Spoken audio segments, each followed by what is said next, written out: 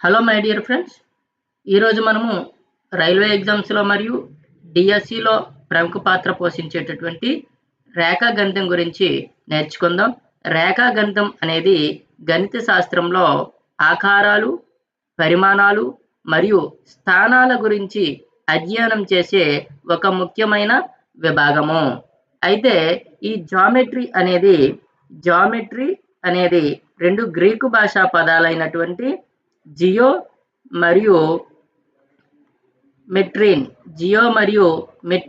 అనే పదాల నుంచి ఏర్పడింది. అయితే ఇక్కడ జియో అనగా భూమి అని అర్థము, మెట్రిన్ అనగా కొలత అని అర్థము.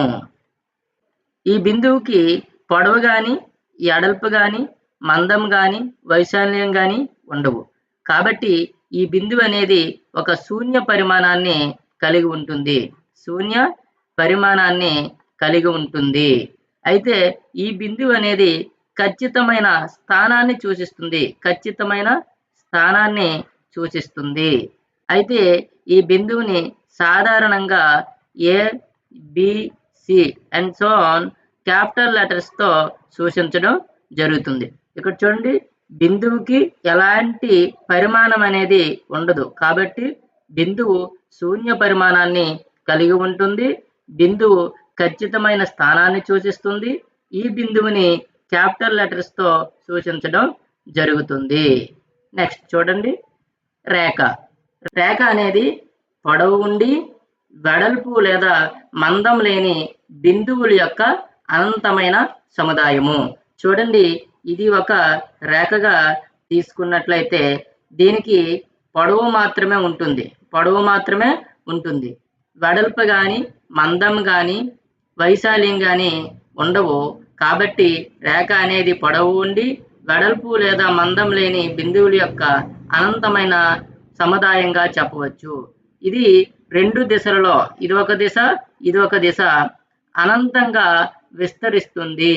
చూడండి, రేఖ అనేది రెండు దిశల్లో అంతం లేకుండా అనంతంగా విస్తరించి ఉంటుంది.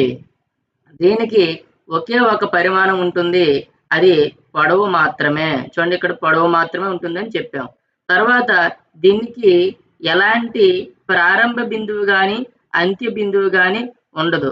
కాబట్టి తుది బిందువుల సంఖ్య ఎన్నని చెప్పవచ్చు అంటే, తుది బిందువుల సంఖ్య ఎన్నంటే 0.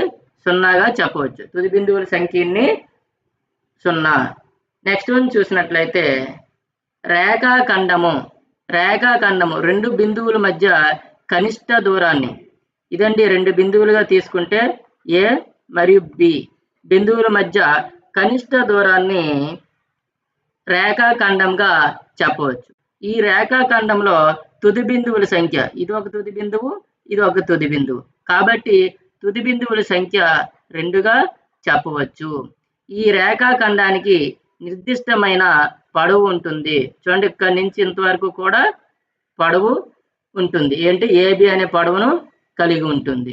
అయితే ఈ రేఖాఖండం అనేది రేఖలో ఒక భాగంగా చెప్పవచ్చు. ఇది ఒక రేఖ. ఇక్కడ పాయింట్ ఏ తీసుకుని పాయింట్ బి తీసుకుంటే ఇది ఏబి అనే రేఖాఖండాన్ని సూచిస్తుంది. ఇది ఎల్ అనే రేఖ అనుకుంటే ఈ ఎల్ అనే రేఖలో ఏబి రేఖాఖండము ఒక భాగంగా ఉంది. నెక్స్ట్ వన్ చూడండి. నెక్స్ట్ వన్ ఏమిటంటే కిరణము. రేఖలో ఒక స్థిర బిందువు నుండి ఒకే దిశలో అనంతంగా సాగిపోయే భాగాన్ని కిరణము అంటారు. చూడండి, ఇది ఏ అనే స్థిర బిందువుగా తీసుకుంటే ఈ స్థిర బిందువు నుండి అనంతంగా సాగిపోయే భాగాన్ని కిరణము అంటారు. ఈ కిరణానికి తుది బిందువు ఉంటుంది. మరోవైపు అనంతంగా సాగుతుంది. ఈ విధంగా అలా సాగుతూ పోతుంది. కాబట్టి దీనికి మనము కిరణానికి ఎన్ని తుది బిందువులుగా చెప్పవచ్చు అంటే 1గా చెప్పవచ్చు. 1గా చెప్పవచ్చు. బెస్ట్ ఎగ్జాంపుల్ ఏమిటంటే, సూర్యుడి నుంచి వచ్చే కాంతి ఒక కిరణానికి ఒక ఉదాహరణగా చెప్పవచ్చు.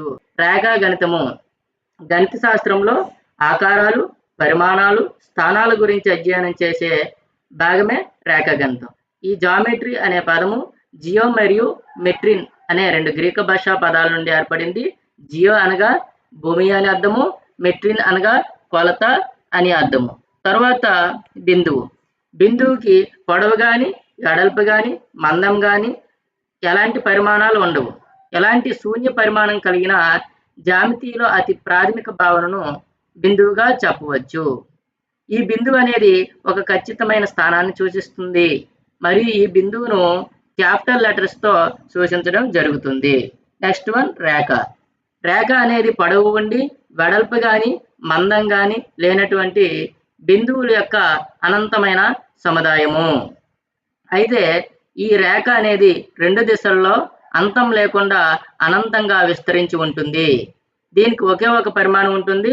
అది ఏమిటండి అంటే పొడవుగా చెప్పవచ్చు. దీనికి ఎలాంటి తుది బిందువులు ఉండవు. Next one రేఖాఖండము. 2 బిందువుల మధ్య కనిష్ట దూరాన్ని రేఖాఖండంగా చెప్పవచ్చు. ఈ రేఖాఖండానికి తుది బిందువుల సంఖ్య 2. దీనికి నిర్దిష్టమైన పొడవు ఉంటుంది. ఇది రేఖలో ఒక భాగంగా చెప్పవచ్చు. నెక్స్ట్ వన్ కిరణము. ఒక స్థిర బిందువు నుండి అనంతంగా సాగిపోయే రేఖను కిరణంగా చెప్పవచ్చు. ఒక స్థిర బిందువు నుండి అనంతంగా సాగిపోయే రేఖను కిరణంగా చెప్పవచ్చు. ఈ కిరణానికి ఒక తుది బిందువు ఉంటుంది. Thank you for watching my video. తర్వాత క్లాస్లో మళ్ళీ కలుసుకుందాం. Thank you.